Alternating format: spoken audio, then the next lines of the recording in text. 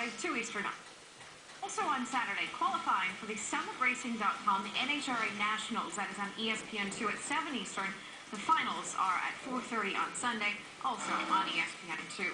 On Tuesday, we reported Jeffrey Earnhardt and Rick Ware Racing had parted ways, with the team citing breach of contract. 24 hours later, the two sides had kissed and made up, and now everyone is in Martinsville. So what's the deal? Here's Marty Smith. Jeffrey, it's been an interesting week for you, young man. So on Tuesday, you're not with the team. On Wednesday, you're back with the team. How did all of this transpire? Just a big misunderstanding, basically it came down to miscommunication and, followed up with me and Rick speaking on the phone and working it out.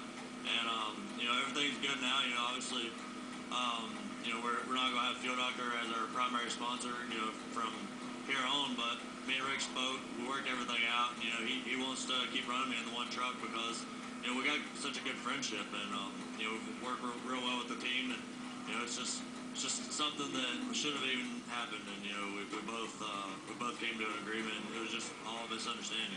So the sponsor's leaving after Martinsville, but you anticipate you'll be with Rick Ware Racing for the rest of 2011? With sponsorship, obviously. I mean, it takes money to run these things, but Field Doctor, he's been a great sponsor. I got a personal agreement with him, so he's going to stay tied in, but just not to the level he has been. But we're gonna work to try and get some sponsorship and keep going on to the next race.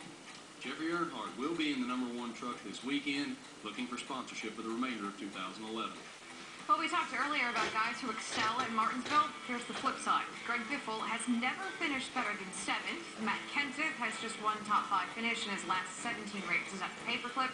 And Casey Kane hasn't finished better than 14th in his last 8 races. Just like stop and go. You just take off and then slow down and take off and slow down, and there's a lot of cars around you, so you're always bumping, and there's, you make a mistake, get frustrated, you can get just taken advantage of really quick and get frustrated even worse. I think the harder thing is the corner speeds are so slow that it's like you feel, oh, I could roll a little bit faster, but you really can, you know what I mean? So you got to be very patient and learn how far you can go with the car. Well, you got to have some patience because it's easy to get caught up or get your car tore up, at a part of the race where it really doesn't mean anything. So I'd say it's probably the biggest thing, but a lot of that's dictated by how your car's driving too. David Rudiman will fill in for Ryan Truex in next week's Nationwide Series race at Texas. Truex had wrist surgery on Tuesday.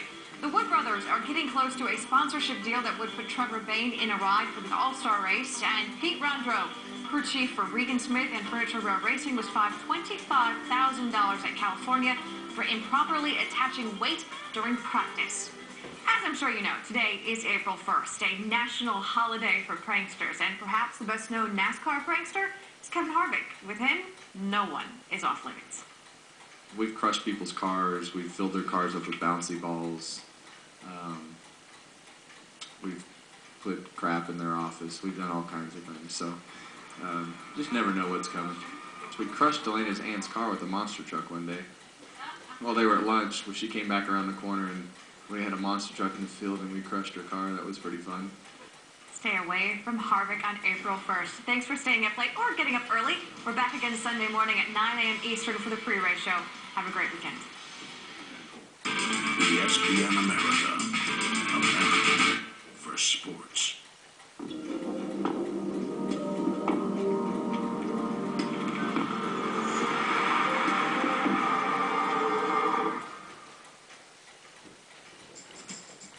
Dale meant a lot to this town. Black and silver colors leading the way as he has all day. He was like a hero. Earnhardt stretching his lead. Dale Earnhardt hugging the inside of the racetrack. The poor guy in the little town that made it big. Earnhardt shows the way. Earnhardt swings up to the top. The man that could do anything with a car. Back to the checkered flag. Dale Earnhardt is going to win. The man bigger in life. My name is Steve Ellsworth, and I was entrusted in maintaining the hair of the Intimidator. First time I saw Dale walk through that door, I was nervous. You got the big guy in black here, he's the biggest thing around. To be the Intimidator's barber, it was intense at times, fun at times. Trimming that mustache was the most intimidating thing. He had only been in here like 3 or 4 times. I'd always ask him, let me trim that mustache? He said, no, it's all right. This particular time, he said, yeah, go ahead and trim it. So I trimmed it, you know, down fairly close. He looked in the mirror and he said, oh, hell, I said, you ruined me, you ruined me. He said, Wrangler's going to fire me, Wrangler's going to fire me. And, of course, I was almost shaking in my shoes. I thought, boy, I've owned it now. This guy will never come back. I remember back in 1986, he called me on a Saturday morning. He says, I need a haircut bad. It was right before he went over for the bush race. And he's all fired up. He's ready to go. And got through cutting his hair. I had the brush, and I was just brushing his neck. What are you doing to me? And I said, well, I'm trying to get all this hair off you. I said, this is the winning cut. You're going to win today and tomorrow. I listened to the bush race. The wife comes out. I said, Dale's winning. I think he's going to win this race. And he won it. On Sunday, we all went to the cup race, and of course he won. He was standing up there smiling and holding the trophy, and he looked through the whole crowd, and he pointed at me, and he held up 2 fingers and did like thumbs up.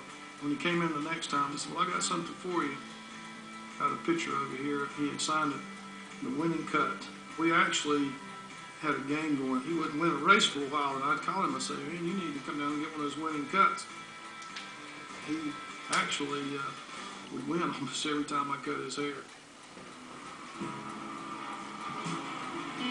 Big trouble. They're right behind them.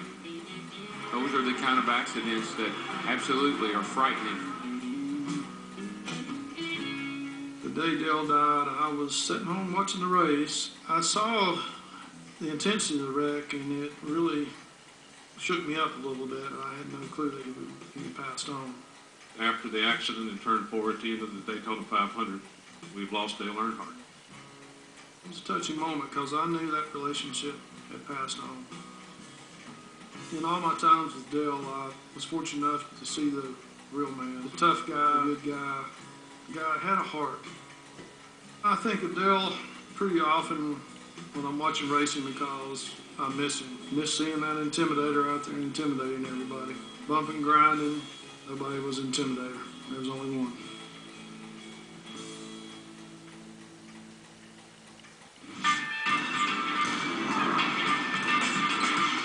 ESPN America, your home for the NBA.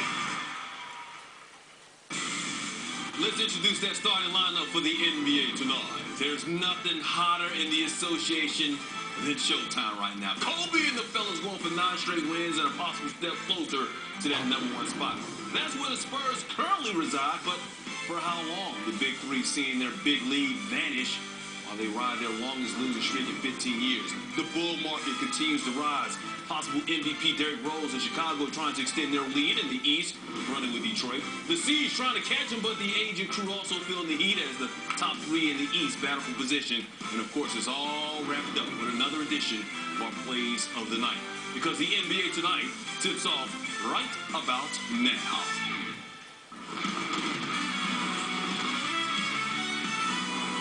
Welcome to NBA Tonight.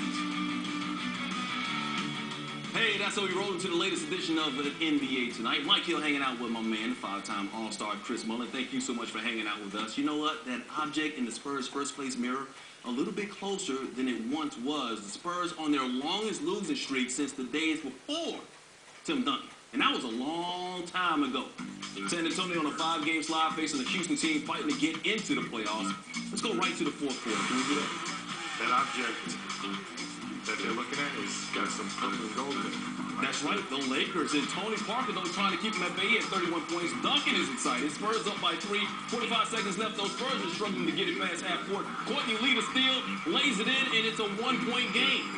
Under 10 seconds left. Rockies down by 2. Cal Lowry. Cal Lowry! Shoot the J. Shoot it! That's clutch. Tied at 108, and Duncan's not smiling anymore. Nice step back by Kyle Lowry, that big-time shot. Still had a chance to win it. The Spurs, they go to Manu, and Manu, oh! But he didn't get it off in time, so we're going to overtime. 2 minutes left in the OT. We're tied at 112, and Timmy. Second game back from that injury and trying to make things happen. Spurs take a 2-point lead, but Kevin Martin really took over in the OT. He went for 33 tonight, scores some all over the court, gets to the free throw line, big 3-point shot there. 35 seconds left, Spurs down 3. Ginobili to a wide open Parker. Once again, 31, needed 34 misses. The Rockets grab the rebound. Need the foul. Need the foul. You're down by 3.